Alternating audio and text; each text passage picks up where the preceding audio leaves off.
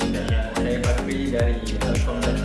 Pengalaman dalam belajar Pengalaman belajar menggunakan VR ni sesuatu yang baru lah. Compare dengan dulu kita belajar secara konvensional, sekarang ni dia punya penyampaian tu lebih jelas.